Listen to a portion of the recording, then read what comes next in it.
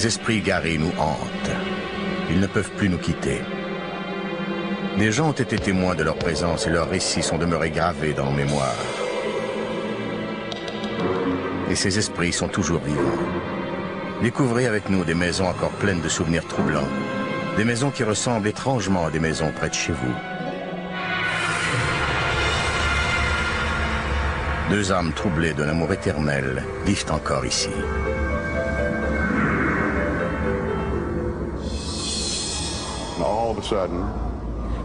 Soudain, j'ai senti les poils se dresser sur mon bras gauche, puis sur mon cou, puis sur mon bras droit. Je me suis tourné vers l'escalier et j'ai vu Julie monter les marches. Il y a clairement une présence ici. Ils se sont battus pour ce qui leur appartenait, et leur combat s'est terminé dans un bain de sang. La colère les avait poussés à faire des choses horribles. Ces âmes sont encore ici, demandant réparation. Les péchés d'un père ont-ils mené à la naissance d'un enfant difforme? Il croyait qu'il avait des sabots, une queue.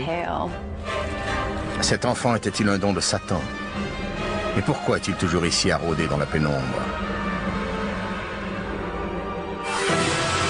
Suivez-nous à la découverte de maisons hantées. Des histoires étonnantes d'esprits troublés et d'âmes torturées.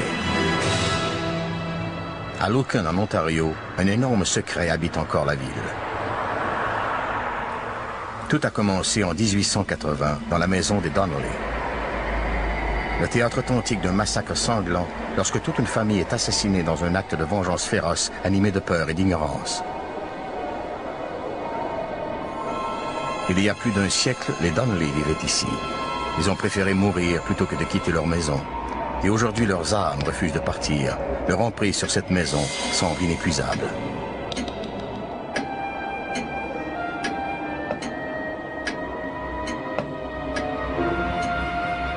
Joanna Donnelly, la mère, travaille sans relâche pour améliorer les conditions de vie des siens. James, son mari, est un homme passionné, d'humeur parfois explosive.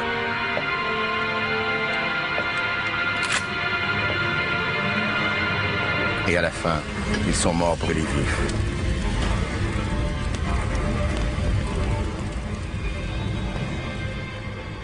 Rob Sauls et sa famille vivent ici depuis maintenant une dizaine d'années. Il y a des nuits où tout est très calme et soudainement, je suis réveillé par les bruits de 4 pas distincts dans l'escalier. Je me lève, j'ouvre la porte et je vais voir si mon fils dort bien. Chaque fois, il dort profondément et il n'y a personne dans l'escalier.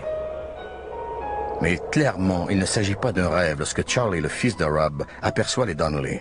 Je jouais sur le plancher et j'ai entendu du bruit dans le corridor. Je me suis tourné vers le corridor et j'ai vu ce qui semblait être une famille.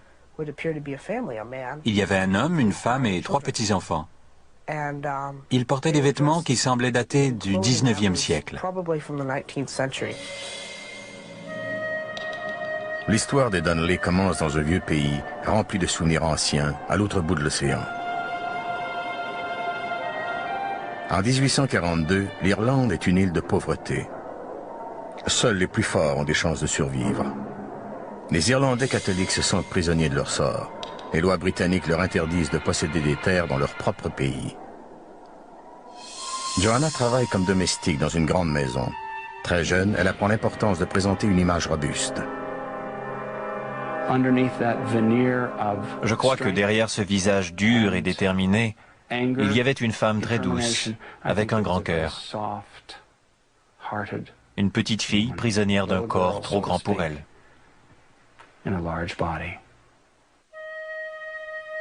James est conducteur de charrette et il partage des rêves secrets avec Joanna. Il était très décidé. Et lorsqu'il manquait de courage, je pense que Johanna en avait pour 2. Je crois qu'elle encourageait James à ne pas se laisser faire. James et Joanna se marient et ils émigrent au Canada vers une terre promise, dans un pays difficile où ils pourraient enfin s'établir. Ils cherchent un sol dans lequel ils pourront planter leurs racines et cultiver une nouvelle vie. La terre était comme un rêve impossible. Elle était la source de la richesse, du pouvoir et de l'autonomie. C'était le grand rêve de tous les Irlandais. Ils triment dur à défricher la terre pour la rendre arable. Ici, en Amérique du Nord, ils peuvent devenir propriétaires d'une terre s'ils réussissent à la défricher. Jour après jour, au fil des ans, ils s'approchent de leur but. Dans ce coin de pays toujours rude, Joanna donne naissance à 7 enfants. La vie est rudimentaire, mais tous ces défis la motivent. Et son attachement à sa nouvelle terre devient rapidement inébranlable. Ils ont mérité leur propriété en travaillant très fort et en refusant de céder. Finalement, une fois leur terre apprivoisée, les Donnelly construisent une grange. Une étape importante qui les rapprochait de leur titre de propriété pour lequel ils avaient travaillé si fort. L'énergie est très forte ici.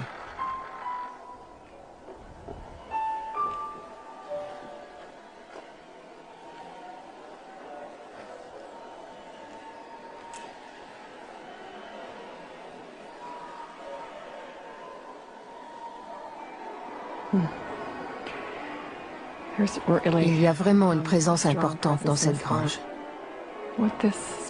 L'esprit me dit que la grange était un vieux rêve pour lui, que tous leurs rêves et leurs efforts sont enfouis dans ce sol. Il dit qu'ils ont travaillé sans relâche pour exploiter cette terre.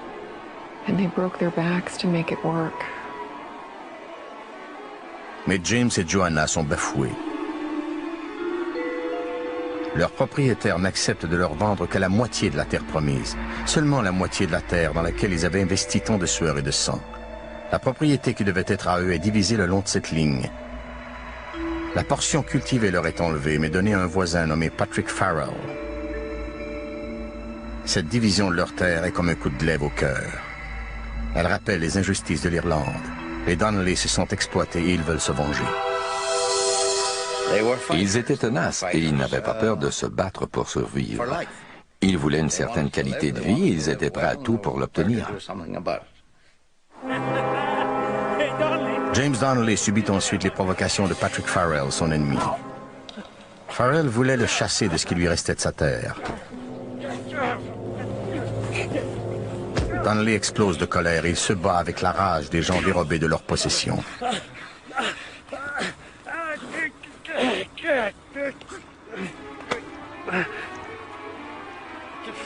Dans le feu de l'action, hors de lui, il se venge finalement de son rival. Il tue Farrell. Pour la première fois, du sang était répandu dans cette querelle. Et ce n'est qu'un début.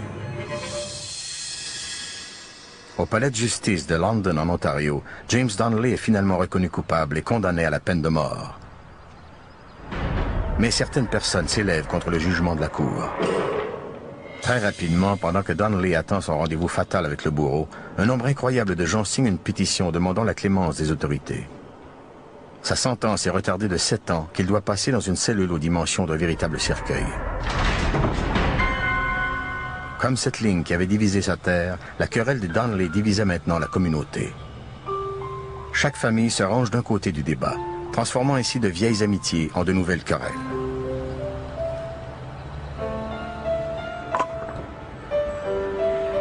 Et pendant ce temps, seule sur Terre, Joanna doit élever ses enfants.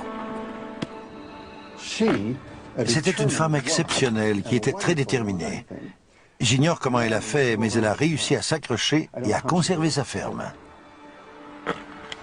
Joanna traverse des années très difficiles.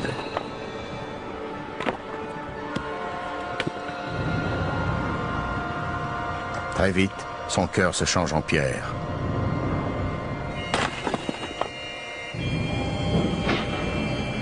Alors que leur père moisit en prison, les jeunes Donnelly sont constamment victimes des plaisanteries cruelles de leur entourage.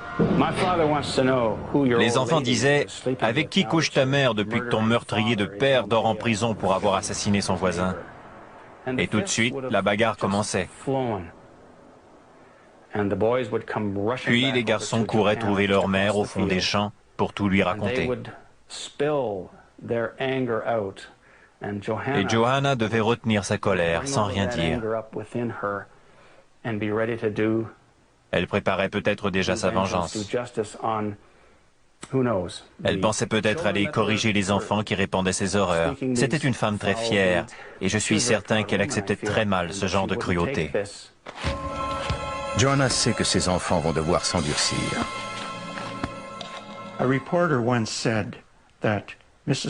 Quelqu'un a raconté qu'elle priait à genoux pour que ses fils brûlent en enfer pour toujours, si jamais ils pardonnaient à leurs ennemis et qu'ils refusaient de se venger. Les gens qui aidaient les Donnelly demeuraient leurs amis pour la vie. Mais ceux qui tentaient de s'en prendre à eux le payaient très cher. Après la pause, la conclusion troublante de la lutte des Donnelly pour obtenir justice et survivre. Dans la famille Donnelly, c'est Johanna qui enseigne à ses fils à se tenir debout, fiers et autonomes. Mais à mesure qu'ils grandissent, les jeunes Donnelly se mettent à terroriser leurs voisins du village de Loken.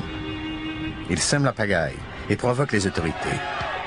Un des frères Donnelly meurt au cours d'une mêlée.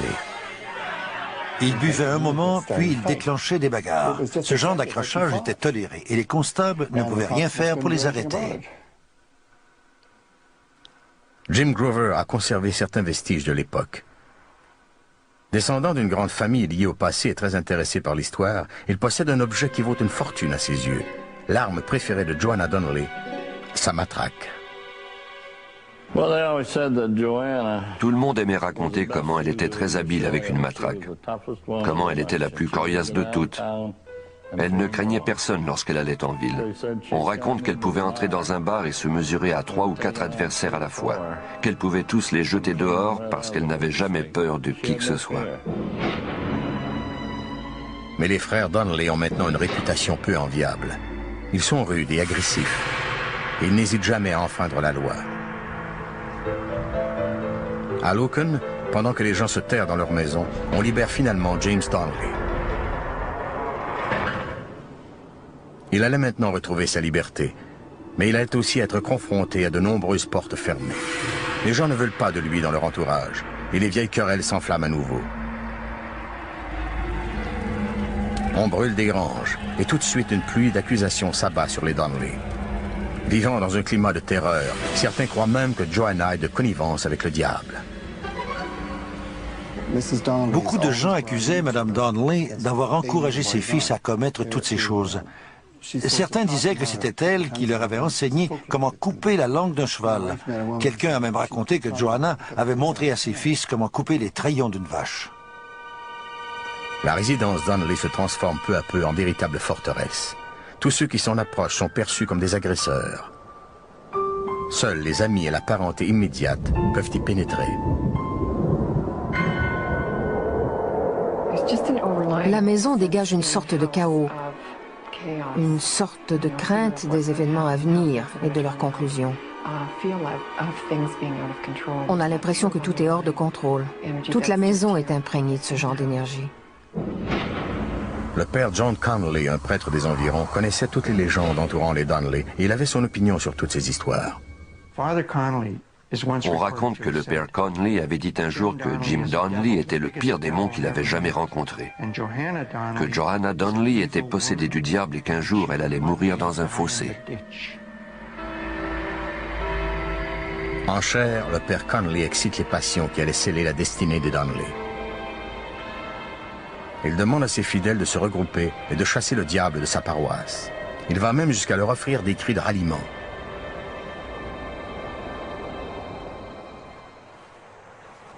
Bill Ryder est un descendant d'un des membres de cette milice d'épuration. Il y a 115 ans, à cet endroit précis, on a incendié la grange de sa famille. Et tout comme ses ancêtres avant lui, il croit que les Donnelly sont responsables de l'incendie. La veille même de l'incendie de la grange, Johanna Donnelly avait prévenu que le bâtiment allait être brûlé. Selon moi, c'était probablement un accident. Quand on commet une erreur stupide qui détruit des bâtiments, il est souvent plus facile d'inventer une histoire que de blâmer quelqu'un d'autre. Alors que les flammes dévorent la grange des Ryder, la passion populaire dépasse les limites de la raison. Les gens se sont mis à blâmer les Donnelly pour toutes sortes de choses. Mais les Donnelly refusaient de quitter les lieux, même s'ils n'avaient aucune chance de gagner contre tous ces gens. Malgré cette colère populaire sans cesse grandissante, les Donnelly refusent de céder. James et Joanna ne quitteraient jamais leur terre. Il était prêt à mourir pour sa terre de rêve. C'est ce qu'il me dit présentement. Il ne pouvait plus reculer, il en était à un point de non-retour. Encore une fois, James Donnelly est traduit en justice dans cette cour de London en Ontario. On l'accuse d'incendie criminel cette fois-ci, et des accusations sont également portées contre Joanna. Et les preuves s'avèrent insuffisantes, et les Donnelly sont libérés. Déçue et furieuse, la nouvelle milice est maintenant décidée à se faire justice elle-même. Il y a 115 ans, ce vieux bâtiment de ferme était l'école Cedar Swamps. Une maison d'éducation le jour, mais le berceau de nombreux complots durant la nuit. C'était le refuge préféré de la nouvelle milice. Le 3 février 1880, John Ryder, mon arrière-arrière-arrière-grand-père, a rencontré ses collègues de la milice ici. Et tous ensemble, ils ont décidé de se faire justice et de se venger des Donnelly en obtenant des aveux signés. Ils se sont réunis ici, ils ont bu quelques verres et ils ont emprunté le chemin Roman pour aller visiter les Donnelly. Les ancêtres de Bill Ryder étaient maintenant emportés par une fièvre de passion qui allait les conduire ici, l'emplacement original de la maison des Donnelly. Ils avaient le sentiment que leur gagne-pain était menacé et pour eux, c'était la seule façon d'éliminer la menace. Les gens se faisaient justice eux-mêmes. C'était leur façon d'obtenir justice. Alors que les forces du mal se réunissent, la colère gronde de plus en plus fort. Les colons et les voisins avaient désormais pris parti dans le débat. La folie prenait une ampleur inévitable. Le drame approchait de son dénouement. Puis le soir du 3 février 1880, une trentaine d'hommes se réunissent ici.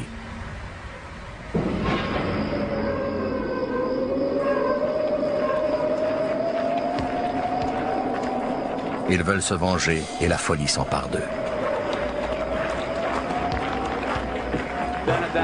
C'est à ce moment-là que tout a éclaté.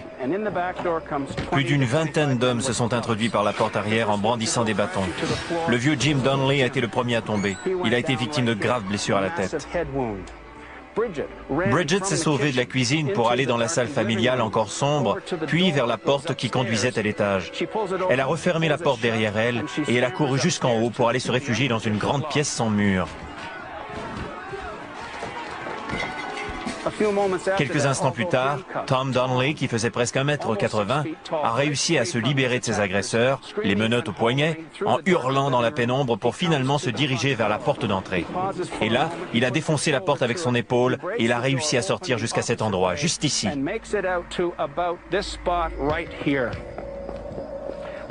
Et c'est là que les hommes de la milice l'ont attrapé. Ils l'ont attaqué par derrière, ils l'ont frappé dans le dos à plusieurs reprises à grands coups de fourche à foin. Johanna leur a demandé un moment pour prier. Ils lui ont lancé des injures en lui disant qu'elle avait eu suffisamment de temps pour prier. Et ils l'ont frappée à la tête. Elle est tombée juste ici. Puis, ils ont ouvert les réservoirs de leurs lampes et ils ont versé de l'huile à charbon un peu partout. Quelqu'un a ensuite suggéré qu'on verse de l'huile sur les lits. Ils ont donc imbibé les lits d'huile. Puis, ils ont vu Tom, qui n'avait plus ses menottes, essayer de s'asseoir en grognant. Quelqu'un a crié « Prenez une pelle et ouvrez-lui la tête !» Un des hommes s'est donc approché avec une pelle et il en a asséné 6 coups au jeune Donnelly pour lui ouvrir le crâne.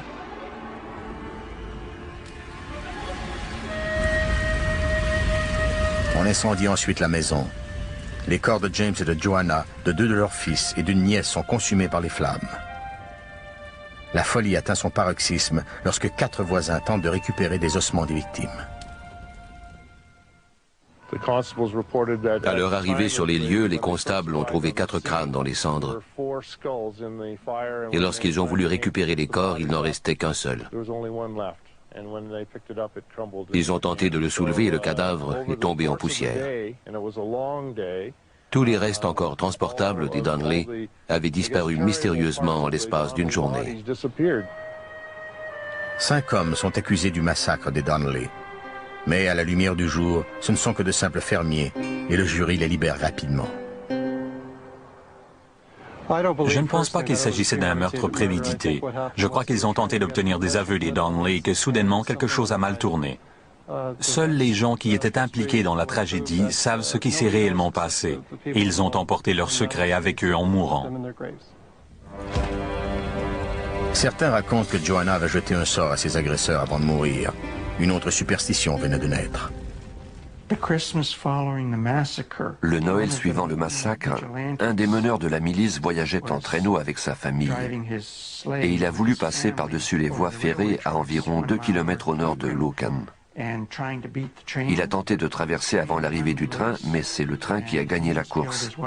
L'homme, sa femme, son frère et sa sœur ont tous été tués dans l'accident. Et évidemment, cela a redonné de l'élan à toutes ces histoires de sortilèges.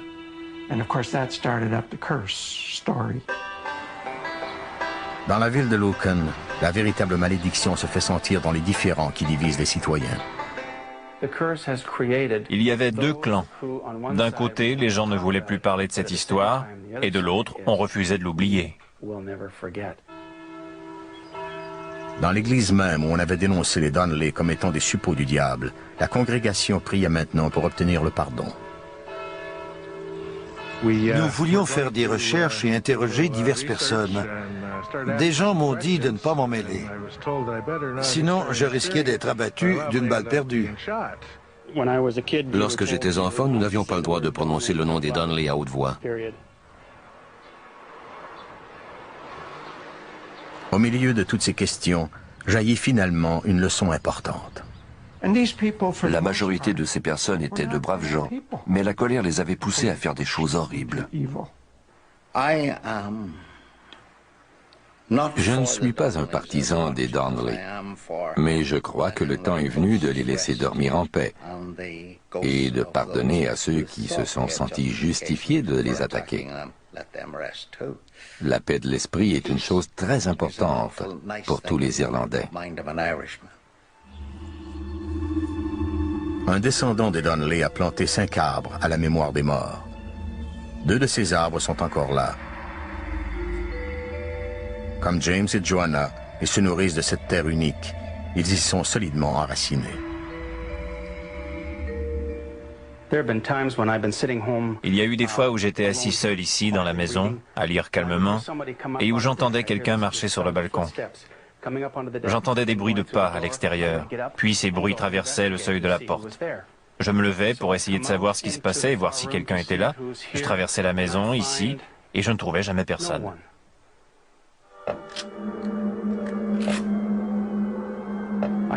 Je ne savais pas ce qui se passait, mais je sentais clairement qu'il y avait quelque chose qui faisait ces bruits.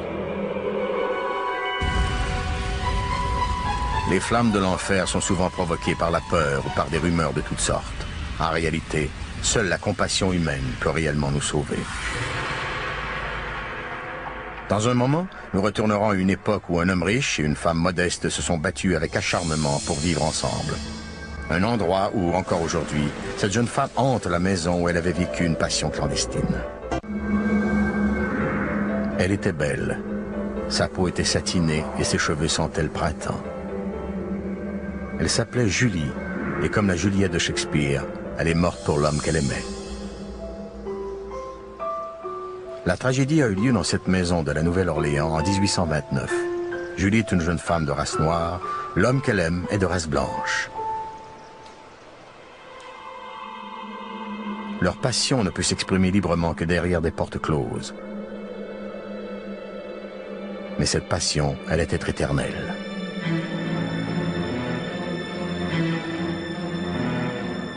Aujourd'hui, l'esprit de Julie hante encore cette maison, l'endroit même où elle avait livré son cœur. Carrie Roy, une voyante, peut sentir son bonheur. Elle était jeune et elle était amoureuse. Elle n'avait pas envie d'aller ailleurs. Les esprits sont comme les gens ordinaires et ils demeurent là où ils se sentent bien. En 1830, la Nouvelle-Orléans était réputée pour ses nombreux plaisirs sensuels. C'était un endroit où les gens se mêlaient les uns aux autres, des Français, des Anglais, des Noirs, des Blancs. C'était aussi un endroit où les passions clandestines étaient très fréquentes. Les femmes les plus exotiques, comme Julie, étaient surnommées autochtones. Des femmes dont un des grands-parents était de race noire, de véritable beauté très prisée des hommes de race blanche. Les gens croyaient que les femmes d'origine africaine étaient très sensuelles et qu'elles existaient uniquement pour le plaisir de l'homme blanc.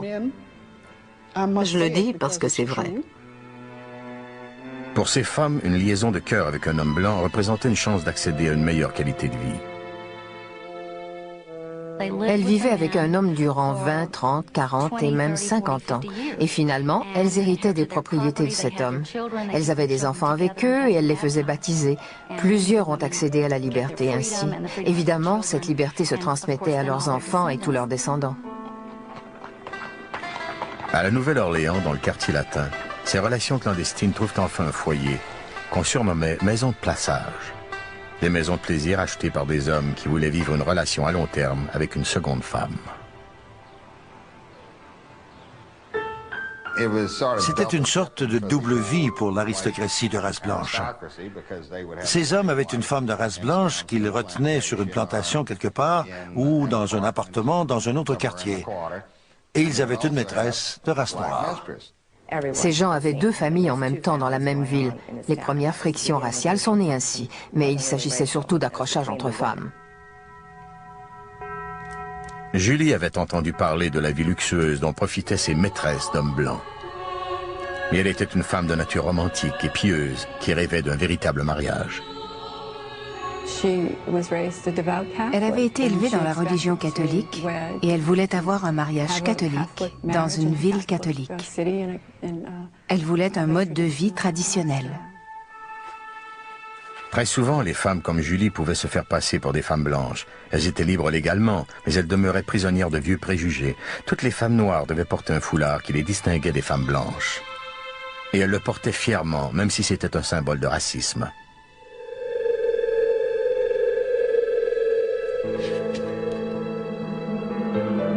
La Nouvelle-Orléans était réputée pour son Quadroon Ball, un endroit où ces femmes mulâtres pouvaient rencontrer des hommes riches de race blanche. Poussée par sa famille, Julie n'a que 16 ans le soir de sa première sortie au Quadroon. L'endroit est somptueux et éblouissant, puis elle rencontre Zachary. Le Quadroon Ball était un endroit terrifiant pour elle. Les hommes étaient polissons et vulgaires.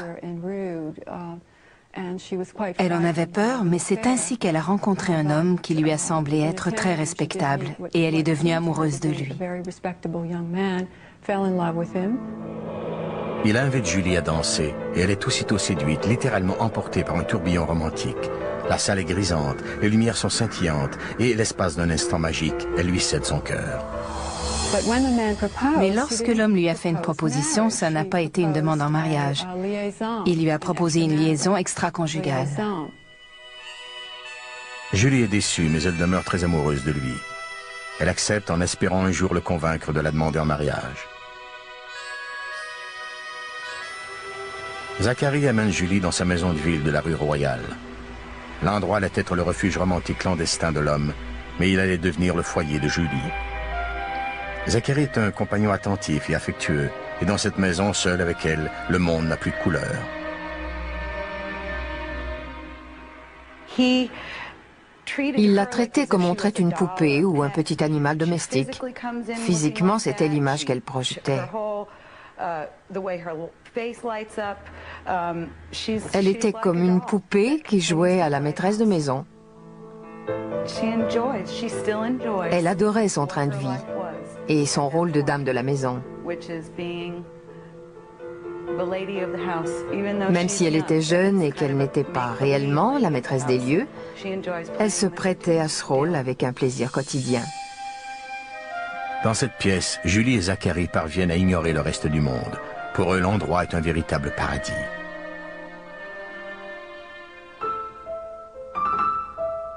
Elle lui offre son amour inconditionnel et il le lui rend en lui écrivant des poèmes. Tes lèvres sont comme un velours écarlate. Tu as ravi mon cœur. Ton amour est plus grisant que le meilleur des vins.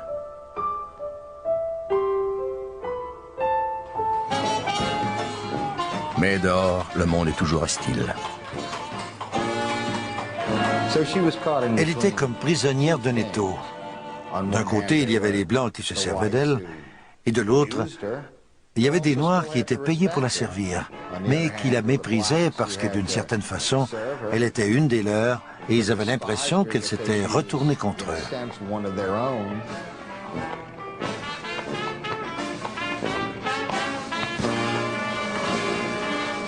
Chaque soir, au crépuscule, Julie s'abandonne à son rêve de mariage. Elle voulait se marier devant Dieu et devenir la mère des enfants de Zacharie. Elle savait qu'un tel mariage était impossible, mais elle s'en fichait. Elle était Julie, la plus belle femme en ville. De sa fenêtre, Julie peut voir la cathédrale de Saint-Louis, la plus vieille en Amérique. Le tintement des cloches la ramène constamment à ses rêves de mariage. Ce mariage ne pouvait être légal, mais elle tenait à épouser Zacharie devant Dieu. Je pense qu'elle était très consciente de ces réalités. Elle avait probablement eu l'occasion d'observer ce genre de relations autour d'elle, et elle savait qu'elle était dans un cul-de-sac. Mais lorsqu'on est jeune, on se sent parfois capable de réaliser l'impossible. Entre-temps, à la plantation familiale, Zacharie découvre lentement que les valeurs morales du Sud sont contre lui. Son père est le maître tout-puissant des lieux, et si Zacharie épouse Julie, il sera aussitôt déshérité.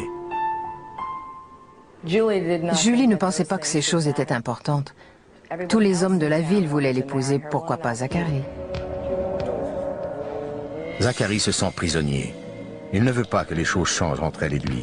Julie est furieuse, elle a l'habitude d'obtenir tout ce qu'elle veut. Et lorsqu'elle ne l'obtient pas, sa frustration déborde. La querelle se joue dans la chambre à coucher.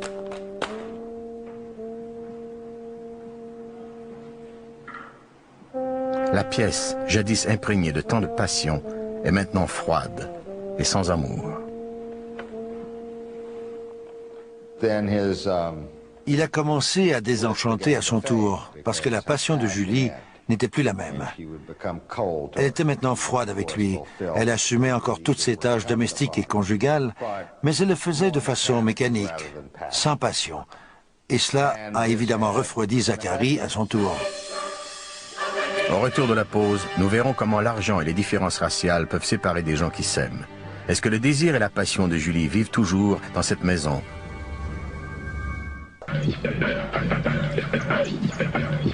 Personne sur Terre ne peut aider Julie. Elle se tourne donc vers les forces de l'au-delà. Elle sent qu'elle a besoin de forces magiques pour conquérir Zacharie.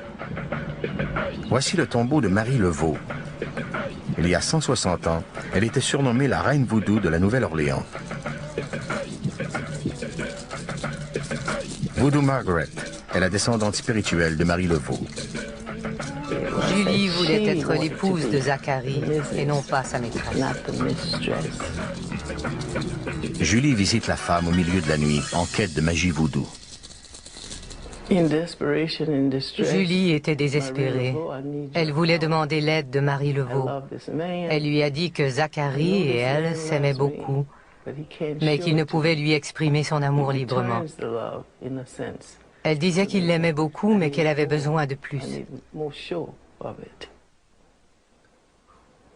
Marie a tenté de réassurer Julie en lui donnant quelque chose qui allait l'aider à conquérir Zacharie et en lui promettant qu'ils seraient très heureux ensemble.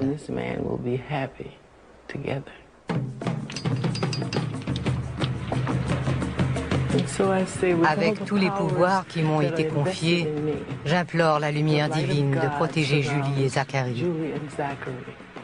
Que l'amour de Dieu puisse les envelopper, que sa puissance puisse les protéger et que sa présence puisse veiller sur eux partout où ils iront. Puissent-ils être en sécurité loin de tout danger. Que Dieu les bénisse.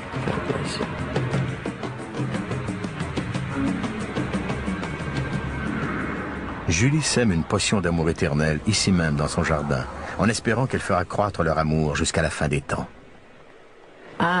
Sache, Julie, que je suis l'émanation même de la grande puissance de l'univers.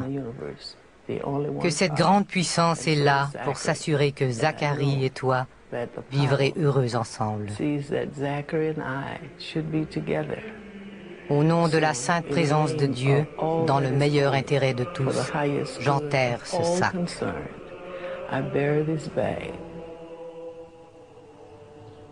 Le sort en était ainsi jeté. Un lien éternel reliait désormais Julie à cet endroit. Tommy Mullen, le propriétaire actuel des lieux, a été témoin de la présence de l'esprit de Julie. Un jour, nous étions en train de faire de l'entretien dans l'immeuble, ici derrière, et j'étais debout devant l'escalier.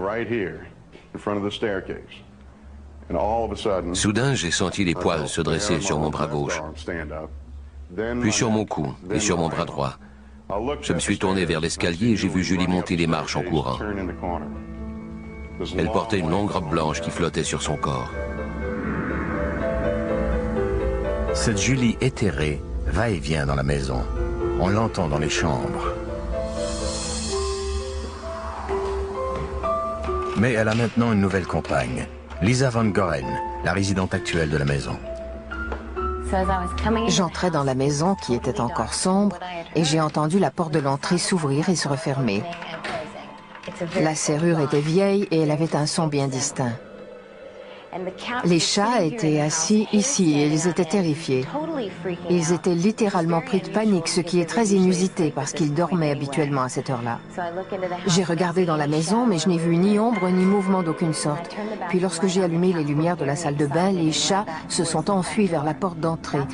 J'ai entendu la porte en question s'ouvrir et se refermer. J'ai couru pour voir ce qui se passait, mais je suis arrivée trop tard. Elle était déjà partie.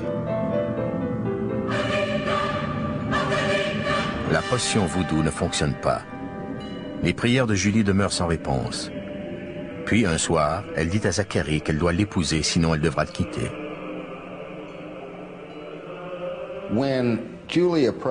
Lorsque Julie s'est approchée de Zachary pour lui parler de mariage, il lui a expliqué qu'il serait confronté à une marée de controverses qu'il ne pourrait jamais surmonter.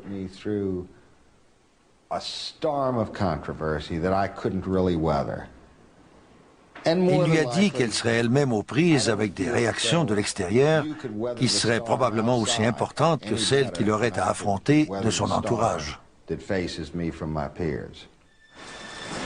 Une violente tempête s'abat sur la ville ce soir-là.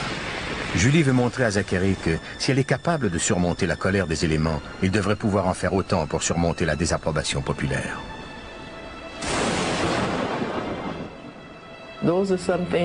Il y a beaucoup de choses que nous faisons par amour.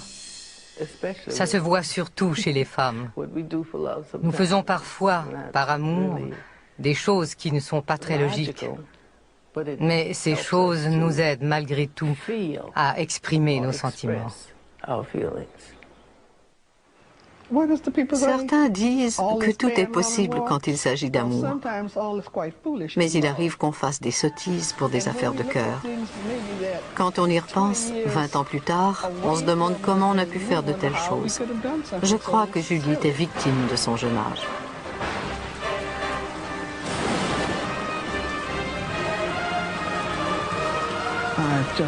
Elle était jeune et elle n'avait pas vraiment considéré toutes les alternatives. Elle avait probablement tout simplement voulu lui prouver qu'elle était sérieuse. Julie sort en pleine nuit.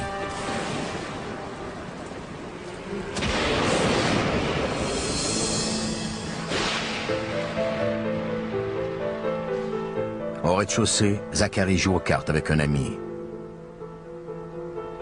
Quelques heures plus tard, il monte finalement pour aller se coucher.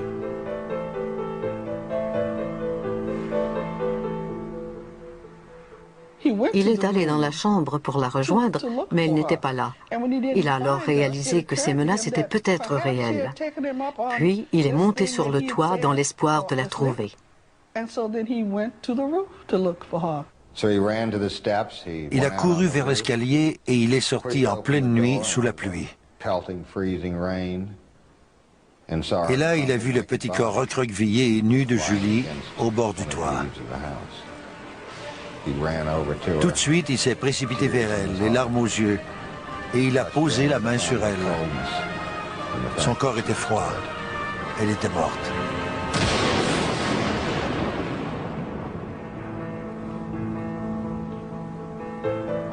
Et lui récite la dernière phrase d'un de ses poèmes.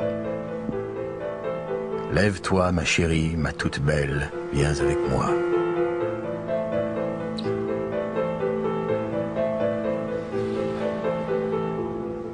Elle lui répond « Suis-moi, Zacharie », et il la suit. Il meurt 6 mois plus tard, le cœur brisé. En entendant cette histoire, on serait tenté de dire qu'il faut se méfier des vœux qu'on fait, parce qu'ils pourraient très bien se réaliser. Elle avait voulu son amour éternel, mais peut-être pas de cette façon-là. Emprisonné dans cette maison, le seul endroit où il avait pu s'exprimer librement, cet amour avait des chances de durer toujours.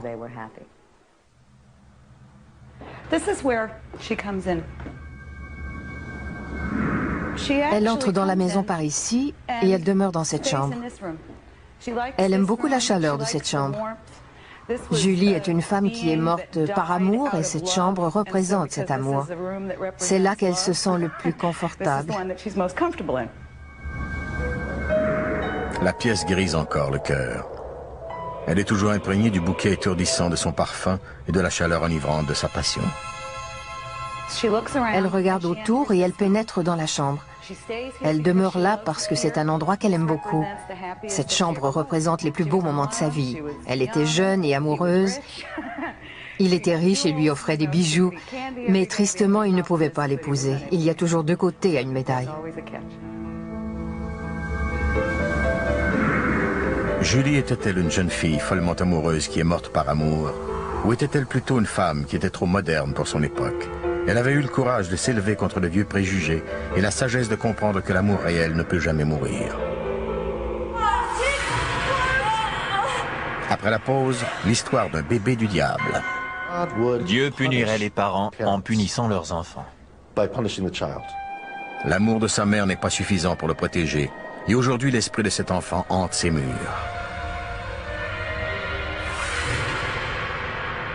De plus, l'histoire de John Wilkes Booth, le meurtrier le plus célèbre du 19e siècle, devenu célèbre même avant la mort du président qui l'a assassiné.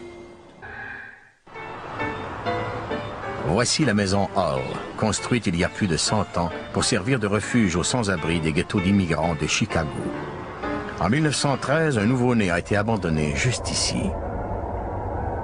Certains croient qu'il s'agit d'un enfant du diable, et la rumeur se répand rapidement. Dehors, des gens prétendent l'avoir vu. L'enfant est né difforme, ce qui donne naissance à des rumeurs toujours plus féroces. Certains prétendent qu'il s'agit du diable en personne. Une pénitence terrifiante pour les péchés d'un père trop violent. Ses parents vivaient ici à Chicago, sur la rue Taylor, au début du siècle. Les moins fortunés arrivaient ici de tous les coins du monde. Les rues dangereuses du quartier respirent la violence la plus dure. La vie était très difficile dans ce quartier et je pense qu'elle était encore plus difficile pour les femmes. Le père de l'enfant doit faire un travail pénible pour gagner sa vie et il est rarement à jeun lorsqu'il rentre chez lui. Nanzia, sa femme, a peur de lui dire qu'elle est enceinte, encore une fois. Comme beaucoup d'autres femmes dans le voisinage, elle craint son mari. Ma grand-mère avait une amie qui s'appelait Nanzia, qu'elle voyait à l'occasion. Elle lui donnait souvent de la nourriture parce que sa famille était très pauvre et qu'elle ignorait tout ce qui se passait dans le quartier. Son mari la battait régulièrement. Nanzia est habituée à recevoir des coups, mais cette fois-ci la violence de l'homme est particulièrement brutale. Il maudit l'enfant qu'elle porte et il la frappe de plus belle. La coutume voulait que les femmes ne parlent pas de cette violence. Elles devaient tout endurer sans rien dire. Les conséquences de cette brutalité sont évidentes à la naissance de l'enfant. Le bébé qu'elle a mis au monde est devenu un bébé du diable. Le démon s'était incarné dans cet enfant qui venait de naître. La sage-femme est la première à répandre les horribles rumeurs. Elle jure devant tous que l'enfant qu'elle a aidé à mettre au monde porte la marque de Satan lui-même. Une pauvreté sans merci venait de faire du nouveau-né une victime comme tant d'autres. Nanzia sait déjà que son enfant handicapé sera condamné à la cruauté de vieilles superstitions. Pour des parents sans argent, un enfant handicapé est une véritable malédiction. La violence de son mari avait causé ces difformités chez le nouveau-né et elle devait maintenant le protéger. Elle a d'abord amené son enfant chez ma grand-mère. Le bébé était peut-être mongol ou quelque chose comme ça.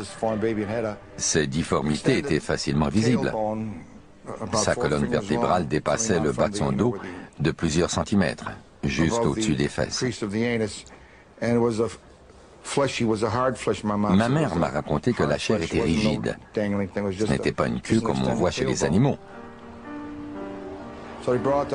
Elles ont ensuite conduit le bébé au refuge Hull House. Et là, tout le monde était étonné. Ils l'ont fait entrer et ils l'ont interrogé. Nandia leur a expliqué que son mari la battait et qu'elle craignait pour sa vie et celle de son enfant. Ils lui ont donc offert de garder son enfant, lui disant qu'il prendrait soin du bébé parce qu'il ne voulait pas que son mari la batte encore une fois. Elle avait réellement peur d'être tuée par son mari. Jane Addams, fondatrice de Hull House, prend la garde de l'enfant, comme elle l'avait fait si souvent auparavant pour des enfants fragiles dont la vie était rongée par la pauvreté. Elle croit qu'il est important de protéger les démunis et un bébé handicapé a certainement besoin de beaucoup de soins. Addams s'était longtemps battue pour l'émancipation des femmes. Et là, elle devait lutter contre des superstitions et des histoires de bonnes femmes qui ne faisaient qu'empirer leur sort. Le combat s'annonçait difficile. Jane Addams abritait maintenant un monstre et les femmes de la rue Taylor voulaient toutes le voir.